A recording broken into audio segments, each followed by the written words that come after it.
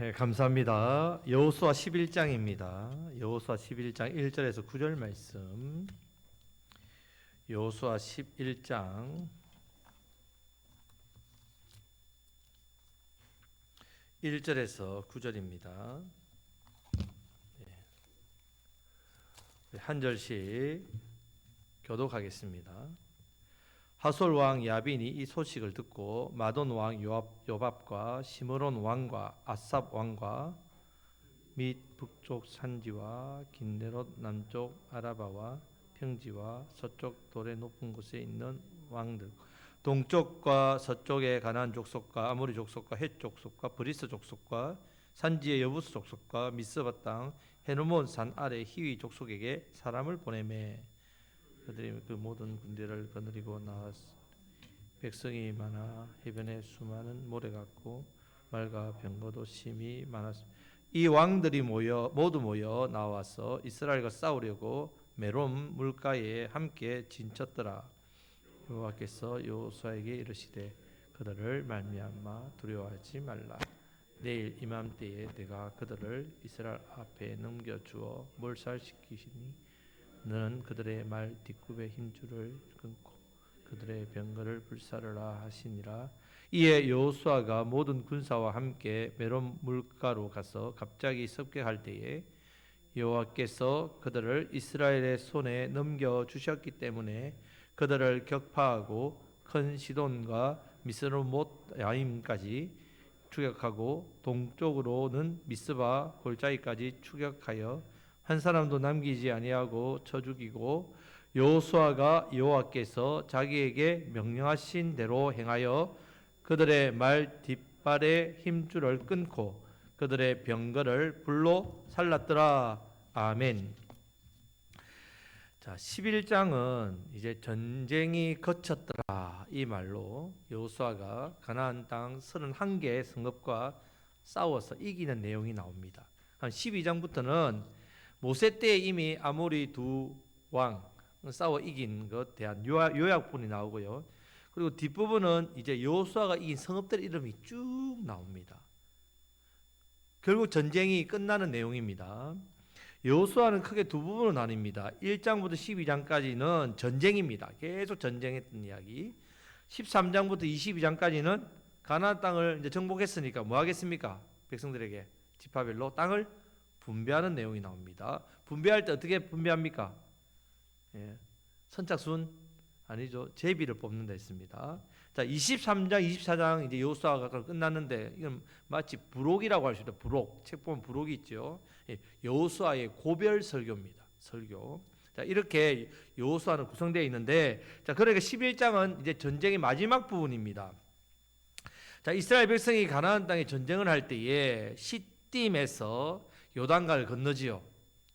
물이 말라가지고 딱 건넙니다. 그곳에 도착한 곳이 무슨 땅입니까? 길갈입니다. 자, 길갈에서 할례까지 행하죠. 자, 길갈로 들어가서 이것을 본부 삼습니다. 길갈로 본부를 삼고 이렇게 이제 공격을 하는데 가나안 첫 성인 여리고 먼저 정복하지요. 그 다음에 아이성 정복했습니다. 이어서 남방 왕들의 연합군들이 기브온이 항복을 했기 때문에 그들을 먼저 에호사 공격할 때에 어떻게 합니까? 구해주지요. 자, 그래서 이 남방 왕들의 대장은 예루살렘 왕 아도니색입니다. 아도니세덱이고 연합에서 기브온을 공격하다 이스라엘에게 진멸되는 내용이 10장에 나왔지요. 막게다, 림나, 라기스, 게셀, 에글론, 헤브론, 드빌 전부 남방 왕들의 이름입니다. 자, 그 다음에 이제 나오는 게 오늘 11장인데 1절에 보면 하솔 왕 야빈이 소식을 들었댔습니다. 무슨 소식을 들었겠습니까? 무슨 소식? 남방 왕들이 다 전멸했다는 소식. 자, 야빈이 소식을 들었는데 이 왕들은 다 북쪽에 있는 왕들입니다. 그러니까 길갈에서 중심이죠. 딱 잡아놓고 중간을 딱 막아놓고 남쪽 무찌르고 이제 북쪽을 이렇게 진멸하는 내용입니다. 자, 북쪽 왕들의 주동 인물이 누구냐? 하솔 왕 야빈입니다. 야빈, 하솔이 가장 큰 그 북쪽에서도 가장 힘이 있고 큰 땅입니다. 자, 이들과 싸우는 내용이 11장인데 자, 9장에 보면요, 1, 2절 말씀에 보면 들었다 이런 내용이 나오고요. 10장에서도 1절부터 3절에 보면 들었다. 11장에서도 1절, 2절에 나오는 말이 들었다. 들었다. 뭘 들었느냐? 핫솔 왕 야빈이 소식을 들었단 말입니다. 이스라엘이 가나안 땅으로 그 땅을 차지하기 위해서 먼저 어디를 깨부쉈다고요? 그 강대국이 애굽을 갖다 완전히 박살냈다는 이야기 들었습니다. 홍해가 갈라졌다는 이야기 들었습니다. 광야에서 아무것도 먹을 것도 없는 그 땅에 40년 동안 돌봤다는 거, 불기둥, 구름기둥, 하늘에서 만나 들었다는 말입니다. 홍해뿐만 아니라 이제 가나안 땅 입구에서 요단강을 건넜 것을 들었습니다. 여리고 그 강력한 성읍이 어떻게 무너졌는지 소식 들었습니다. 손 하나 까딱 안 됐는데 그 강력한 성읍이 무너졌는데 그 가운데 누구만 살았다고요? 기생 라합만, 협조한 기생 라합만 살았던 이야기 들었단 말이에요. 자, 남방 왕이 다 전멸될 때 누구만 살았다는 걸 들었다고요? 기브온 족속이 항복해가지고 살았다는 이야기 들었단 말입니다. 자, 이 소식을 다 들었단 말이에요. 사실은 최근에 들은 소식 중에 이 핫솔 왕 야빈이 뭔가 기대한 게 있습니다. 여리고가 무너진 것, 와 대단하다. 아이성이 무너진 것, 작은 성읍 대단하다. 그런데 한 성읍이야 그 민족 전체가 공격하면 무너질 수 있지. 그런데 남방의 많은 모든 족속의 왕들이 모여서 중심이 되어서, 그것도 예루살렘 왕 내하고 실력이 비슷한 아도니 세덱을 중심으로 연합군, 이스라엘을 이기지 않았을까 하는 기대가 했겠죠. 자기 남들 왜 북방까지 뭐 영향을 안 미치도록 하기 위해서. 근데 결과를 보면 10장 28절 말씀 보면 진멸하여 한 사람도 남기자. 어떻게 한 사람도 안 남습니까? 여러분 전쟁을 보았지요. 포로도 있습니다. 부상병도 있습니다. 도망간 사람도 있습니다. 탈취병도 있습니다. 다 안 죽습니다. 그런데 여기는 어떻게 됐다고요? 한 사람도 남기지 없고요. 30절 말씀에 보면요, 전부 다 쳐죽여 무릇 호흡 있는 자를 한 사람도 남기지 않, 다 죽었다는 말입니다. 군사들은 다 죽었다. 여러분 이 마지막 소식을 들었을 때에 핫솔 왕 야빈이 어떤 마음이 들었겠습니까? 지금 이스라엘과 여호수아를 대적하다가 진멸당했다는 것, 이 소식과 여리고 같은 경우에는 기생 라합이 항복해서 살았고 기브온이 항복해서 살았다, 이 소식, 자, 두 가지 소식을 듣지요. 자, 이 소식을 들은 야빈은 선택을 해야 됩니다. 선택해야 되겠죠. 핫솔과 야빈이 결단을 해야 됩니다. 항복을 해서 살든지 아니면 어떻게 해요? 대적해서 망하든지. 자, 어떤 결정을 여러분들 내리겠습니까? 여러분들은 항복해서 살렵니까? 아니면 여러분들 그냥 대적해서 망하고 한 사람도 남김없이 죽는 것처럼 죽겠습니까? 당연한 거 아닙니까? 그런데 이렇게 해서 내린 결정이 1절부터 3절 말씀입니다. 다 같이 읽겠습니다. 핫솔 왕 야빈이 이 소식을 듣고 마돈 왕 요박과 시브론 왕과 악삽 왕과 및 북쪽 산지와 긴네룻 남쪽 아라바와 평지와 서쪽 돌의 높은 곳에 있는 왕들과 동쪽과 서쪽의 가나안 족속과 아모리 족속과 헷 족속과 브리스 족속과 산지의 여부스 족속과 미스바 땅 헤브론 산 아래 히위 족속에게 사람을 보내매. 자, 하솔 왕 야비 있는 곳은 이 갈릴리 바다가 있습니다. 그 위쪽에 있습니다. 자, 이곳을 중심으로 한마디로 하면 동서남북을 다 어떻게 해요? 다 끌어 모았다는 말입니다. 모든 주변에 있는 족속을 다 모았습니다. 한 족속도 빠짐없이 다 연합해서 이스라엘을 대적하고 합니다. 자, 4절 5절 말씀을 다 같이 읽겠습니다.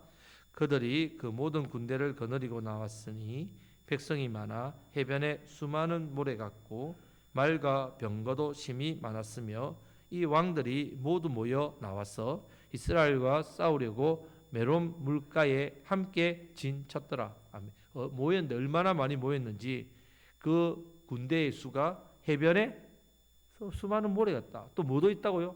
말과 병거도 심하다. 오늘 이야기하면 기가 부대죠.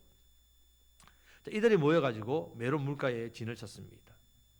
자, 그럼 핫솔 왕 야빈이 여러분 같으면 지금 남방 왕들이 다 연합해서 죽었잖아요. 한 사람도 남김없이. 그러면 싸우겠다고 결정했다면 뭔가 믿을 구석이 있으니까 싸우겠다 결정했겠죠. 남방 왕들보다 만약에 자신들이 약하다고 생각하면 싸웠겠습니까? 남방 왕들보다 자신들이 뭐 비슷하다 수준이 그랬으면 이스라엘하고 싸우려 했겠습니까? 싸울 수 없지요. 남방 사람들이 그것도 한 명도 남김이 다 죽었는데, 그리고 해가 멈췄고 달이 멈췄는데, 그런 일들이 그 장소만 있었습니까? 온 지구에 다 있었는데, 결국 이 하솔 왕 야빈이 싸우고자 결정한 이유는요, 많은 군사와 말과 병거를 믿었기 때문입니다. 군사와 이 군사력의 무기를 믿었기 때문입니다. 남방에 보면요, 말과 병거란 말이 안 나옵니다. 앞에서 그렇게 많이 망했는데도 불구하고 붙자고 덤비자고 하는 결과는요, 결국은 자기들이 남방보다는 세다, 그렇게 착각한 거죠. 결과 뭐냐? 6절부터 15절까지 말씀 보면요, 결론은 10절 말씀에서 반복된 말이 또 반복됩니다. 다 죽었다. 6절 말씀을 다 같이 읽겠습니다. 여호와께서 여호수아에게 이르시되 그들로 말미암아 두려워하지 말라. 내일 이맘때에 내가 그들을 이스라엘 앞에 넘겨주어 몰살시키리니 너는 그들의 말 뒷발의 힘줄을 끊고 그들의 병거를 불사르라 하시니라. 아멘. 약속대로 그대로 다 됐다. 하나님이 주신 약속의 말씀대로요, 하솔과 북방 연합군들도 8절 말씀에서 한 사람도 남기지 아니하고 쳐 죽이고, 9절 말씀에서 여호수아는 하나님이 명령하신 대로 발의 힘줄의 뒷줄을 끊고 그 좋은 병거를 다 불살랐습니다. 말과 병거는 강력한 무기입니다. 자, 이건 빼앗아가지고 뭐 하면 좋습니까? 여러분들 우리 지금 1층에 교육관이 뭐 하고 있습니까? 아나바다지요. 예, 쓸만한 거 뭐 한다고요? 서로 나누면 좋잖아요. 여러분, 말과 병거는 무기입니다. 강력한 무기인데 그거 빼앗아서 이스라엘의 군대에 장착하며 강력한 군대가 되는데, 왜 이걸 갖다가 뭐 말을 왜 못 쓰게 힘줄을 끊고 병거를 불살라야 됩니까? 자, 초대왕 사울이 어떻게 합니까? 하나님께서 아말렉을 진멸을 할 때 진멸했습니까? 안 했습니까? 안 하죠. 뭘 남깁니까? 좋은 거. 왜 좋은 거 남깁니까? 다 불태우기 아깝지 않아요. 멀쩡한 건데. 가축 멀쩡하잖아요. 재산 그런 것도 좋은 거 다 멀쩡하잖아요. 왜 그걸 불사르고 버립니까? 여러분, 이 명령보다 더 순종하기 힘든 겁니다. 여호수아 입장에서는 지금 정복해야 되잖아요. 군사력이 필요한데. 9절 말씀을 다 같이 읽겠습니다. 여호수아가 여호와께서 자기에게 명령하신 대로 행하여 그들의 말 뒷발의 힘줄을 끊고 그들의 병거를 불로 살랐더라. 아멘. 저 순종하니까 하나님 완전히 승리하겠죠. 여러분 세상 살아가는데 여러분들에게 있어서 끊어야 될 말의 뒷발의 힘줄은 뭡니까? 여러분들 병거는 뭡니까? 왜 이스라엘 이걸 하나님께서 요구하시고 명령에 순종합니까? 전쟁을 누가 하시니까? 하나님 하시니까. 여러분들은 전쟁 누가 합니까?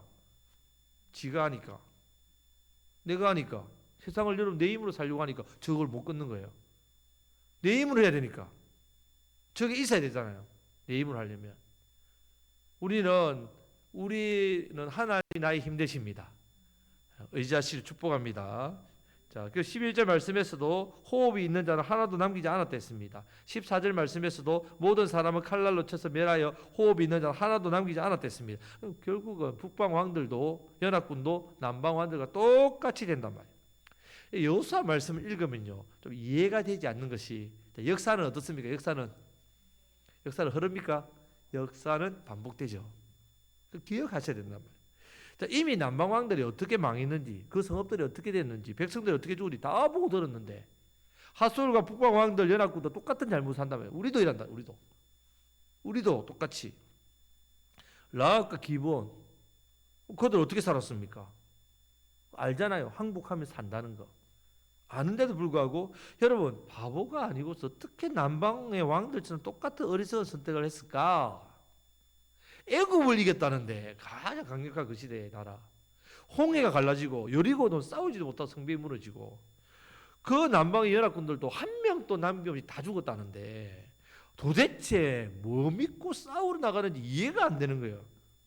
이해가 됩니까, 여러분들은? 그냥 뭐 죽더라도 한판 붙고 싸워보고 죽는다 이렇게 합니까? 자, 그 답이 나오는데, 이후에 답이 나오는데, 자, 19절에 20절 말씀에 그 답이 나옵니다. 같이 한번 읽어보겠습니다. 기본 주민 희 족속 외에는 이스라엘 자손과 하친한 성읍이 하나도 없고 이스라엘 자손이 싸워서 다 점령하였으니 그들의 마음이 완악하여 이스라엘을 대적하여 싸우러 온 것은 여호와께서 그리하게 하신 것이라. 그들을 진멸하여 바치게 하여 은혜를 입지 못하게 하시고 여호와께서 모세에게 명령하신 대로 그들을 멸하려 하심이었더라. 아멘. 자, 우리가 입장에 볼 때는 이 사람이 완악했다. 마음이 완악해가지고 겁도 없이 이 하나님을 대적하려고 완악해가지고 싸우러 나온 것이 보이는데 성경은 뭐라고 이야기합니까? 자, 말씀 그대로 두세요. 성경 뭐라고 합니까? 누가 그렇게 했다고요? 여호와께서 그렇게 했다. 하나님께서 어떻게 해요? 모세에게 명령하신 대로 그들을 뭐 하려고? 멸하게 하시려고 그들의 마음을 어떻게 했다고요? 완악하게 만들었다 했습니다. 자, 여러분 한번 생각해. 하나님이 내 마음을, 여러분 마음을요, 저의 마음을 완악하게 하신다면 여러분 우리 마음이 완악하게 될까요? 안 될까요? 완악하게 될까요? 안 될까요? 내 마음이 착하고 부드럽고 저는 법 없이도 삽니다. 예, 박씨 남자들이 그렇거든요. 똥꼬집은 있어도 참 다 순하거든요. 예, 그래 순합니다. 저희 아버지도 너무 순하셔가지고 법 없이도 삽니다. 자, 착하고 부드러운 마음이에요. 근데 하나님이 이 마음을 완악하게 하신다면 내 마음이 어떻게 될까요? 여러분 신앙생활 그래 오래 했는데, 여러분 신앙생활 그렇게 열심히 하는데 하나님 여러분 마음을 완악하게 한다면 여러분 어떻게 되겠습니까? 완악해져 가지고 예수님을 대적하고 하나님과 싸웁니다. 근데 뭔가 좀 이상하지 않아요, 여러분 생각에? 자, 창세기 18장을 보면요, 소돔과 고모라에 대한 멸망에 대한 소식을 아브라함이 듣습니다. 거기에 누가 있습니까? 소돔과 고모라에 자기 조카 롯이 있단 말이에요. 그래서 하나님께 아브라함이 기도하지요. 하나님, 주께서 의인을 악인과 함께 멸하시나이까? 주께서 이같이 하사 의인을 악인과 함께 죽이심은 부당합니다. 의인과 악인을 같이 하심도 부당합니다. 이렇게 기도합니다. 자, 세상을 심판하시는 하나님께서 정의를 행하셔야 되지요. 판사들이 정의를 행해야 되잖아요. 근데 판사들이 정의를 행하지 않으면 그 판결이 어떻게 됩니까? 자, 지금 하나님은 세상을 심판하시는 심판주입니다. 그 심판주가 공의를 잃어버리고 공의롭지 않으시면 심판하실 자격이 있단 말입니까? 없단 말입니까? 없지요. 아브라함은 이것을 정확히 알았다면 하나님을 정확하게 알고 하는 말입니다. 하나님은 공의로운 분이니까 당연히 의인을 살려주셔야죠. 롯 살려주십시오. 롯, 내 조카 롯 의인이지 않습니까? 살려주십시오. 그러면 자, 하나님께서 어떤 사람을요 강팍하게 해놓고 완악하게 해놓고 나서 심판하시면 공입니까? 이거 좀 생각해 봐야 되는 거 아닙니까, 여러분? 자, 하나님이 어떤 사람을 완악하게 해놓고선 네 완악하니까 패가지고 죽이신다? 그 공의이실까요? 아니란 말입니다. 하나님 공이 아니란 말입니다. 그러면 하솔 왕 야빈, 예루살렘 왕 아도니 세덱, 아이 왕, 여리고 왕, 아모리 왕, 뭐 시온, 바산 왕 옥 왜 여호수아와 하나님을 대적했겠습니까? 하나님께서 완악하게 하셨다고 하는데 완악하게 하셔서 완악하기 때문에 멸망시켰다 하거든요, 성경은. 자, 가장 완악의 대표 주자가 있습니다. 출애굽기 7장에 보면 누굽니까? 완악한 출애굽기 7장 바로 왕이죠. 바로 왕. 애굽의 바로 왕. 7장 3절 말씀에 보면 내가 바로의 마음을 완악하게 하고 이렇게 나옵니다. 4절에서는 바로가 너희 말을 듣지 아니할진즉 왜? 완악하니까 안 듣습니다. 자, 그러면 우리는 이 부분을 정확하게 알아야 됩니다. 정확하게. 자, 하나님께서 완악하게 하셨다는 말은요, 원래 하솔 왕 야빈은 완악한 사람입니까? 완악하지 않는 사람입니까? 완악한 사람이죠. 자, 바로 왕 바로 애굽 왕 바로도 원래 완악한 사람이었으니까 완악하지 않은 사람입니까? 완악한 사람이죠. 그 완악한 마음을 하나님이 어떻게 하셨다고요? 예, 그대로 내버려 두셨다는 말입니다. 완악하게 하셨다 이 말입니다. 저와 여러분들도 예수님 때문에 완악한 이 마음이 어떻게 됐다고요? 하나님께서 우리의 완악함을 내버려 두셨다? 안 두셨다는 말입니다. 저와 여러분들처럼 은혜를 베풀어 주지 않았다는 말입니다. 이 말씀의 의미는요, 원래 바로의 마음이 완악했고 원래 하솔과 야빌의 마음이 완악해가지고 그 완악한 마음을 하나님께서 그 완악함의 은혜를 안 주셨다, 내버려 두셨다. 내버려 두니까 은혜를 베풀어 주지 않으니까 그 완악한 상태로 하나님께 덤빈다는 말이에요. 자, 성도는요 하나님의 은혜 가운데 사는 사람입니다. 여러분, 우리가 뭔가 여러분 대단 의의가 있는 게 아니란 말입니다. 세상은 왜 심판받고 죽고 망하느냐 하면요, 하나님께서 그 완악한 죄악을 그대로 어떻게 해요? 내버려 두셨기 때문입니다. 하나님께서 창세기 6장에 보면 홍수로 세상을 멸하실 때에 누구만 살려줍니까? 노아만 살려주지요. 노아가 대단해서 9절에 보면요, 당대의 의인이다, 완전한 자라고 합니다. 오, 야, 그래서 살려줬구나. 하나님과 동행했다 했습니다. 방주를 지으라 했을 때 방주를 지었죠. 동행하니까 오, 대단하다. 근데 그 앞에 8절 말씀 앞에 이 9절에 완전하다 하는 말 앞에 8절에 어떤 말씀이 있냐면요, 노아는 여호와께 은혜를 입었더라. 은혜를 입으니까 어떤 사람이 된다고요? 예, 당대 완전한 자가 된다는 말. 이 말씀이 먼저 나옵니다. 은혜를 입었다. 여러분, 여기 앉아 예배 드리고 있죠? 우리가 의로워서 그렇습니까?